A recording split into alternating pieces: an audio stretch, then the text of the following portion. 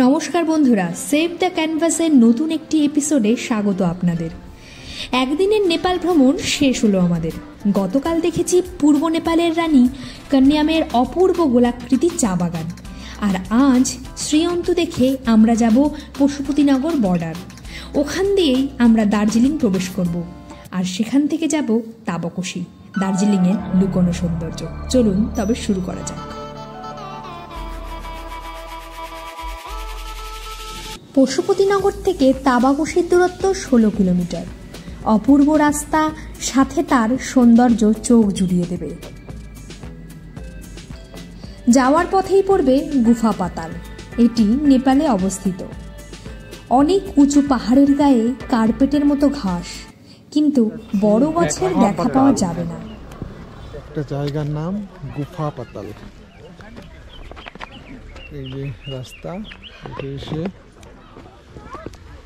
এই गुफा पाताल অনেকটা উপরে গিয়ে ফটো খিচেঙ্গে। ওই যে গাড়িগুলো দাঁড়িয়ে আছে ওটা ইন্ডিয়া।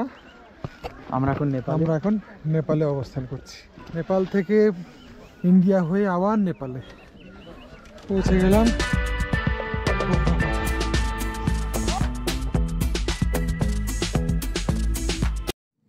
এই উপত্যকার অন্য পাশে রয়েছে বিস্তৃত খাল, তবে এর সৌন্দর্য আরও বহুগুণ বেড়ে যায় এপ্রিলের শেষে, কারণ এই উপত্যকায় ভরে যায় লালিগুড়াসের অর্থাৎ রোডোডেন্ড্রনের লালে।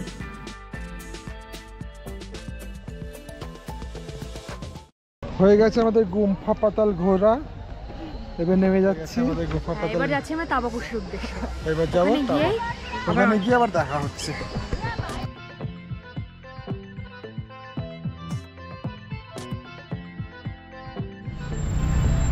এনজেপি থেকে তাবাকোশি 64 কিলোমিটার। 4,500 থেকে 5,000 টাকা লাগবে গাড়ি ভাড়া। আপনি শেয়ার কারেও মিরিক পর্যন্ত আসতে পারবেন। মিরিক থেকে তাবাকোশি 7 কিলোমিটার। এটুকু আপনাকে বুক করে যেতে হবে, অথবা হোমস্টেকে বললে গাড়ি পাঠিয়ে দেবে। এই হোমস্টেটাতে আমরা আছি, একদম নতুন হোমস্টে। একদম আমরা শুরু করলাম তো 1500 পার হেড। তো আমরা যেহেতু প্রথম, মানে 1200 পার হেড ফুডিং লজিং। তো একদমই নতুন, ব্র্যান্ড নিউ। ভেতরে এখনও আয়োজনই সম্পূর্ণ হয়নি, তবুও শুরু হয়ে গেল। তবে হোমস্টেটা ভালো। এই যে এখানে নদী, একদম নদীর ধারে। এই হলো হোমস্টেটা। রুমটা টিপটাপ, একদম নিউ, নতুন রুম যেরকম হয়। পরিবেশটা খুবই ভালো। রংভং বা বালাসান নদীর ধারে তাবাকোশি, আর সেখানে রয়েছে অল্প কিছু হোমস্টে। পরিবেশ তাই ভীষণ শান্ত। আর সুইমিং পুল সহ হোমস্টেতে থাকতে কেমন লাগবে বলুন তো? নতুন এই হোমস্টের প্রথম গেস্ট আমরাই। পরিষ্কার পরিচ্ছন্ন, নতুন ঘর, নতুন খাট, বিছানা, বাথরুম, সবই মনটা জুড়িয়ে দেবে। বাইরের সবুজে মোড়া গালিচা, আর তাতে রং বেরঙের ফুল, আর শান্ত শীতল খরস্রোতার ঝংকার মনের গ্লানি কাটিয়ে দেয় নিমেষে। তার সাথে পাহাড়ের বুকে স্বচ্ছ শীতল পরিষ্কার সুইমিং পুল যখন পাওয়া যায়, তখন 16 আনাতে বাকি থাকে না 1 আনাও। এখানে 100 টাকা পার হেড লাগে স্নান করতে। আমরাও তাই আর দেরি না করে হোমস্টেতে লাগেজ রেখেই চলে এলাম স্নানে।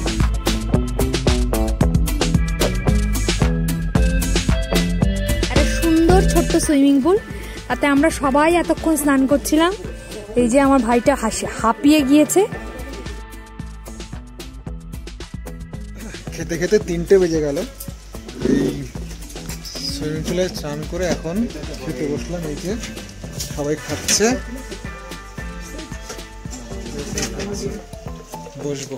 খাওয়ার মজা খিদে, আর তা যখন পেটে দেয় ডন, তখন গরম ধোয়া ওঠা ভাত, সাথে ঘন মুসুরির ডাল, নরম নরম মোটা মোটা করে আলু ভাজা, একদম ফ্রেঞ্চ ফ্রাইয়ের মতো। আহা! আর সাথে অবশ্যই ডিমের কষা। আজকে দুপুরের খাওয়াটা হোমস্টেতে কিন্তু একদম জমে ক্ষীর, আর অবশ্যই ছিল সাথে পাঁপড় ভাজা।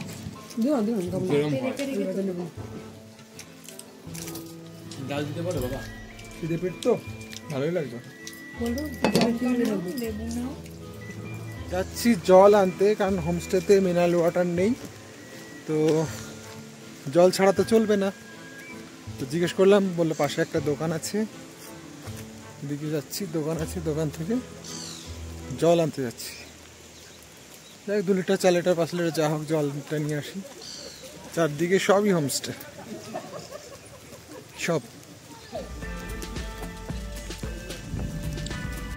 খাওয়া দাওয়ার পর কিন্তু খবরদার রেস্ট নিতে ঢুকবেন না, তাহলেই কিন্তু বিকেল শেষ।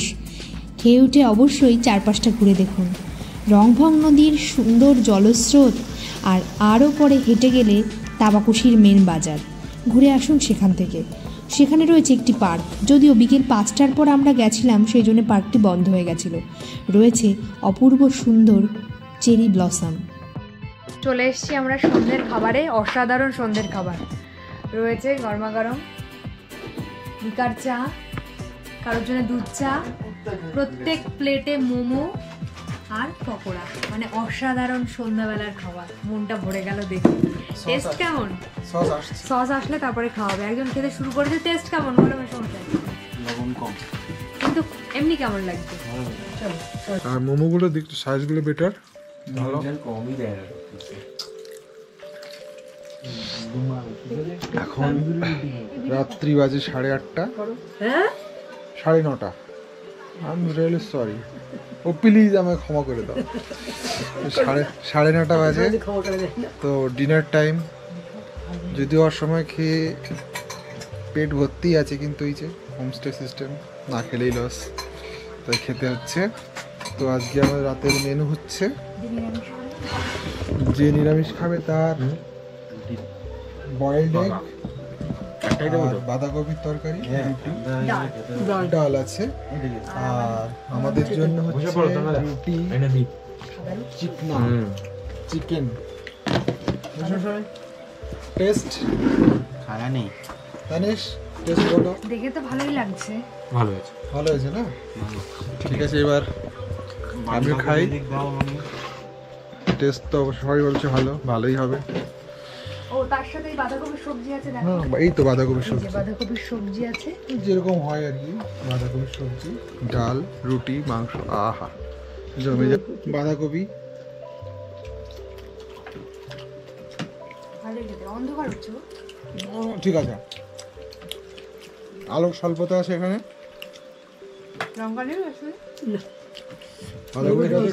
ঠিকই আছে। এবার চিকেনটা, চিকেনটা দুপুরে ডিমের ঝোলের মতোই কালার, কিন্তু দেখি।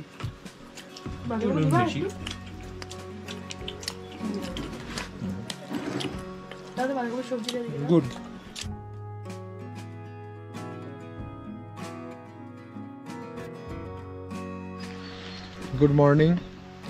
গুড মর্নিং ফ্রম তাবাকুশি। খুবই সকাল সকাল ঘুম ভেঙে গেল। আসলে এই যে নদীর জলের শব্দ, এই জলের শব্দে ঘুম না ভেঙে থাকে না।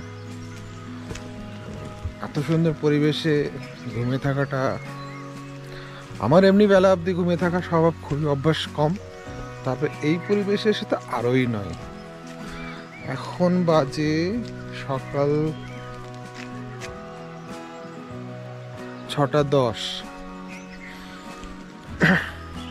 অভ্যাসবশত ওই হোক আর যাই হোক, সকাল সকাল ঘুমটা ভেঙে গেল। তো ভাবলাম আশপাশটা একটু ঘুরে দেখি, তো সেই উদ্দেশ্যেই বেরোলাম। ভালো জায়গা, খুবই সুন্দর জায়গা। এই যে নদীটা আলাদা মাত্রা যোগ করেছে।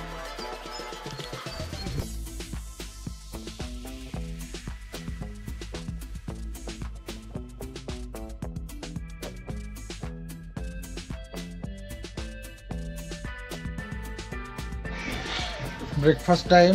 ব্রেকফাস্টে আছে হচ্ছে ডিম সিদ্ধ, অমলেট, সল্ট দিজিয়ে না, আলুর দম, আর আছে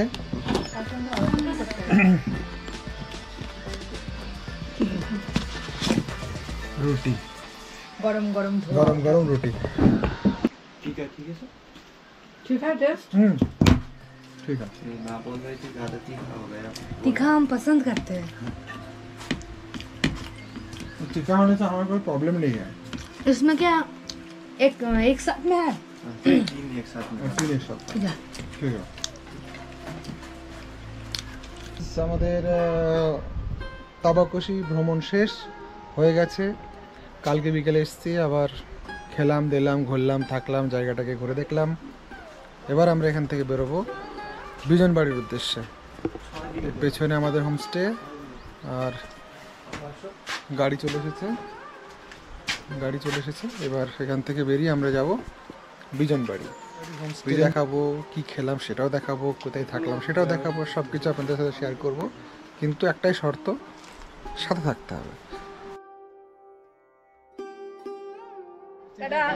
बाय बाय, फिर मिलेंगे। তো আমরা বেরিয়ে পড়লাম। ব্যাস, বিজনবাড়ি টাটা, তাবাকশি টাটা।